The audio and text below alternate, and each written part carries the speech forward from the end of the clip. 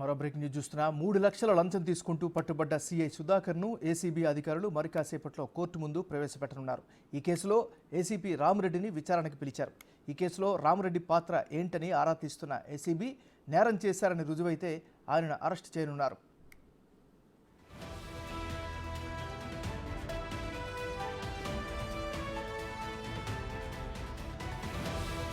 Cheating case close చేయాలంటే 15 లక్షల లంచం ఇవ్వాలని డిమాండ్ చేశారు సుధాకర్. మిగతా డబ్బులు ఇవ్వాలని బాధితులపై ఒత్తిడి తెచ్చారు. దీంతో బాధితుల ఫిర్యాదు మేరకు ఏసీబీ అధికారులు దాడులు చేశారు.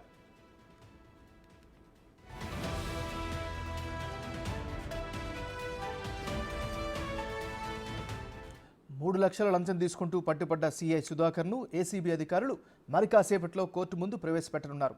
మరిన్ని తాజా సమాచారాన్ని మా రిపోర్టర్ సురేష్ అందిస్తారు. సురేష్, సిసిఎస్ లో ఇన్స్పెక్టర్ గా పనిచేస్తున్న సుధాకర్ నిన్న 3 లక్షల రూపాయల లంచం తీసుకుంటూ రెడ్ హ్యాండెడ్ గా ఏసీపీకి పట్టుబడడం జరిగింది. అయితే సిసిఎస్ లో వ్యాపారాలకు చెందిన ఓ వ్యక్తి చీటింగ్ కేసు బుక్ చేయడంతో ఇద్దరు వ్యక్తులు కూడా కాంప్రమైజ్ అయిపోయి ఆ కేసు క్లోజ్ చేయాల్సిందిగా కోరడంతో దానికి 15 లక్షల రూపాయల లంచం ఇవ్వాలని చెప్పేసి కూడా సిఐ సుధాకర్ డిమాండ్ చేయడం జరిగింది. కేసు క్లోజ్ చేయడానికి ఇంత డబ్బులు ఏంటి అని చెప్పేస్తే వాళ్ళు గతంలోనే 5 లక్షలు, అంటే ఒకసారి 50,000, మరోసారి 50,000, ఒకసారి 2 లక్షలు, 2 లక్షలు, 5 లక్షల రూపాయల లంచం ఇచ్చినప్పటికీ మరో 5 లక్షలు ఇస్తేనే కేసు క్లోజ్ చేస్తామని చెప్పేసి బాధితులను సిఐ వేధింపులకు గురి చేయడంతో ఏసీబీని ఆశ్రయించి నిన్న 3 లక్షలు ఇస్తుండగా ఏసీబీ అధికారులు రెడ్ హ్యాండెడ్ గా పట్టుకోవడం జరిగింది. ఈ కేసుకు సంబంధించి ఆర్థిక నేరాల విభాగానికి సంబంధించిన ఏసీపీ సిసిఎస్ ఏసీపీ రామరెడ్డి కూడా ఐఓగా ఉన్నాడు. ఎందుకంటే ఆ టీమ్ కి ఆయన ఇన్ఛార్జ్ గా ఉన్నాడు కాబట్టి ఇంత పెద్ద మొత్తంలో సిఐ 15 లక్షలు డిమాండ్ చేసిందంటే అక్కడ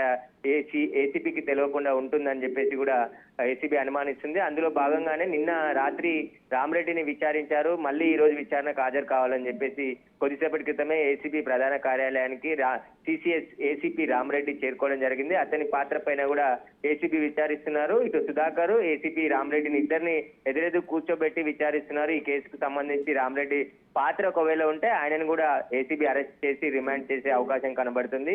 ఈ సిసిఎస్ లో గతంలోనే ఉమామహేశ్వరరావుని కూడా ఆదాయానికి మించిన ఆస్తుల కేసులో అరెస్ట్ చేయడం జరిగింది ఏసీబీ. వరుస అరెస్టులతో ఏసీబీ దూకుడు పెంచుతుంది. ఎక్కడ అవినీతి జరిగినా ఏసీబీకి సమాచారం అందిస్తే అక్కడికి స్పాట్ లో చేరుకొని వారిని ట్రాప్ చేస్తున్నట్టు తెలుస్తుంది. దాదాపు 10ల సంఖ్యలో ఏసీబీ నెలలో కూడా కేసులు నమోదు చేసి అవినీతి పరులపై ఉక్కుపాదం మోపుతుందనే తెలుసుకోవచ్చు మనం. ఎందుకంటే కాంగ్రెస్ ప్రభుత్వం వచ్చిన తర్వాత గత 10 సంవత్సరాల నుంచి ఏసీబీ రైట్స్ ఎక్కడా జరగలేదు. కాంగ్రెస్ ప్రభుత్వం వచ్చిన తర్వాతనే ఏసీబీ యాక్టివ్ గా అయ్యి ఎక్కడైతే అవినీతి పరులు ఉన్నారో వారికి సంబంధించిన సమాచారం తెలుసుకొని అక్కడ రైట్స్ చేసి రెడ్ హ్యాండెడ్ గా పట్టుకోవడం జరుగుతుంది. ఈ ఏసీబీ సోదాల్లో భారీ తిమింగాలే బయటపడుతున్నాయి. ఇప్పుడు ఈ సిఐ సుధాకర్ కు సంబంధించిన ఆస్తుల పైన కూడా విచారణ జరపబోతున్నారు ఏసీబీ అధికారులు.